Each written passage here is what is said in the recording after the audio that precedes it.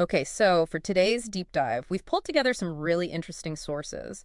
They're looking at the socioeconomic shifts really changing marriage and family life in Trinidad and Tobago. Yeah, what we're trying to get across here is the central idea from these sources that move away from, traditional formal marriage. It's not really some kind of cultural collapse. Right. It's framed much more as a rational economic strategy, isn't it? Exactly. It's an adaptation. The sources suggest that classic middle-class ideal married couple, two kids, house, two cars, that's basically becoming a luxury item. Economically speaking, it's risky for many.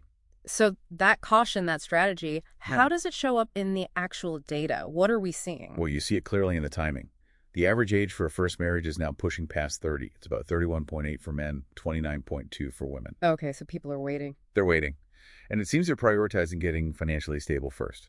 Career, savings. Yeah. That economic security seems to be the new prerequisite, maybe even more than just emotional readiness. And does the stability of marriage as an institution play into that caution? Absolutely.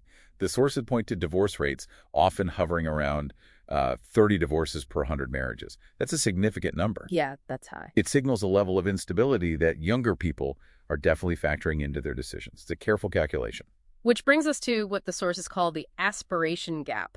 Let's talk about the cost of that ideal. What's the estimate? Okay, so the estimated monthly budget for that sort of ideal setup, the house, kids, cars, it lands somewhere around TT $19,600. 19.6. And what's the reality on the income side? Well, that's the rub. The average dual income household, so two people working, brings in roughly TT $18,000 to TT $20,000 gross.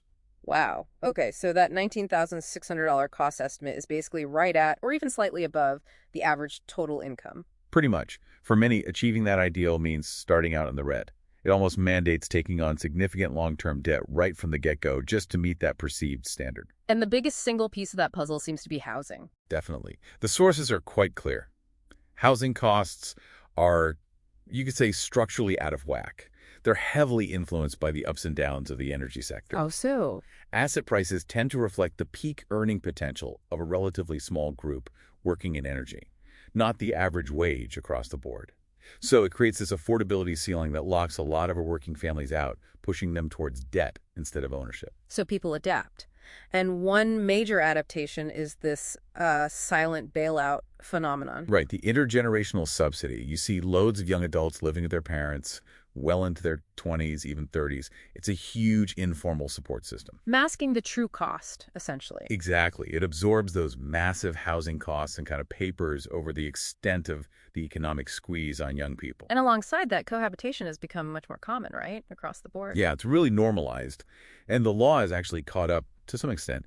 The Cohabitational Relationships Act from 1998 gives legal recognition. Offering protections similar to marriage, like property rights. Yeah, things like property and maintenance based on contribution. It validates the relationship structure without the formal marriage contract. But that legal progress stands in pretty stark contrast to the situation for LGBTQ plus citizens. It does. There's a major legal roadblock there. It's this thing called the Savings Law Clause in the Constitution. What does that do? Basically, it shields old colonial-era laws from being challenged based on fundamental constitutional rights. So laws like the one criminalizing same-sex intimacy, which was recently reinstated, are protected by this clause. So it actively prevents the Constitution from being updated to reflect modern, equitable views on family. That's the effect, yes. It's a profound barrier to legal modernization for all kinds of family structures. Okay, so stepping back, the message from the sources is that these aren't really individual failures, but systemic issues creating this gap between aspiration and reality. Precisely. And it's a gap that, the financial sector is quite effectively bridging with debt, locking people into long-term payments to chase that lifestyle. And policy choices play a role, too. You mentioned the GATE education funding. Right, the means testing reform for GATE. It created what's called a cliff edge. A small pay rise for a lower middle income family can suddenly make them ineligible for significant education funding.